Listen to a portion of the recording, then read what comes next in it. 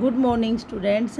आज हम दूसरे पाठ के कहानी या लेख के बारे में पूरा समझने के बाद शब्द भंडार के बारे में पढ़ेंगे। आशा है आप सभी को पाठ समझ में आ गया होगा। इसके साथ साथ हम ये भी आशा करते हैं कि इस कोरोना काल में आप सभी घर पर रहें और सुरक्षित रहें और पढ़ाई में अपनी रुचि बनाते हुए उसे समझकर कार्य करते रहें।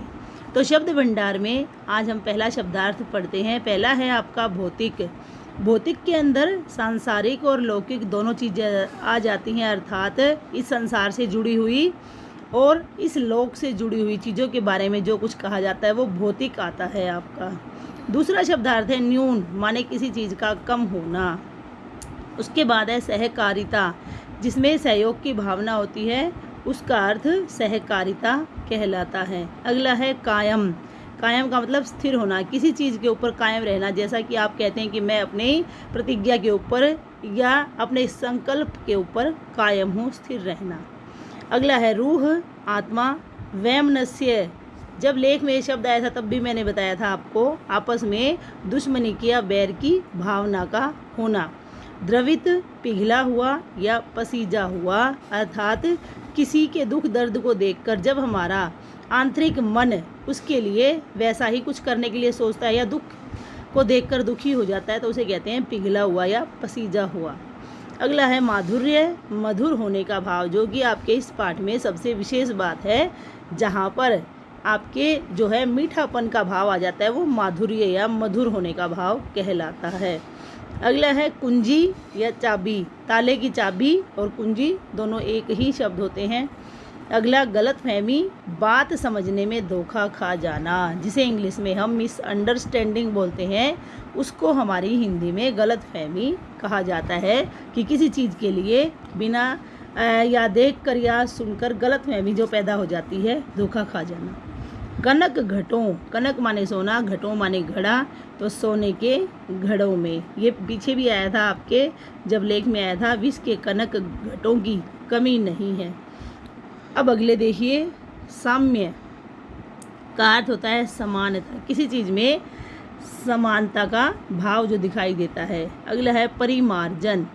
परिमार्जन का अर्थ होता है किसी चीज़ को साफ कर देना।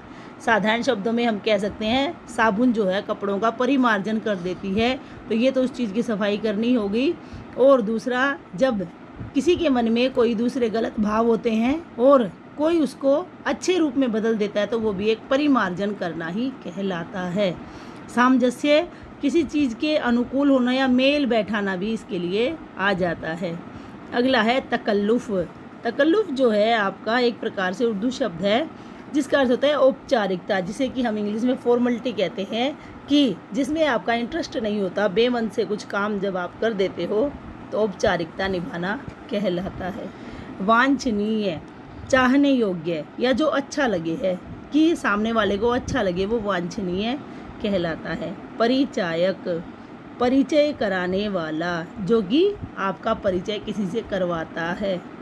अगला है अन्यमनस्क, अनमना होना। अनमना मतलब जिसमें आपका मन नहीं लगता है और बेमन से कुछ किया जाना। शिष्टाचार, शिष्टतापूर्ण आचरण, अच्छा जो व्यवहार है आपका वो शिष्टाचार कहलाता है। वो किसी भी रूप में हो सकता है, छोटों के लिए भी और बड़ों के लिए भी। तो जो आपका व्यवहार है, जो आपका आचरण है, वही शिष्टाचार कहलाएगा। लेकिन वो कैसा होना चाहिए, गुड मैनर्स वाले जो आपके कार्य होते हैं वही आपके शिष्टाचार कहलाते हैं। अगला है वार्तालाप। वार्तालाप एक दूसरे के बीच में जो बातचीत होती है उसे ही वार्तालाप कहा जाता है। अगला है आत्मीयता। आत्मीयता का मतलब अपनापन। अपनापन, जहाँ पर आप सामने वाले से बात कर रहे हैं या कुछ कह रहे हैं या कुछ दिखा रहे हैं तो उसमें अपनापन झलकना, परायापन की बजाय अपनापन जहाँ झलकता है वो आत्मीयता का भाव बन जाता है। तो इस प्रकार आपके इस पाठ के सारे शब्द अर्थ सहित मैंने आपको बता दिए हैं।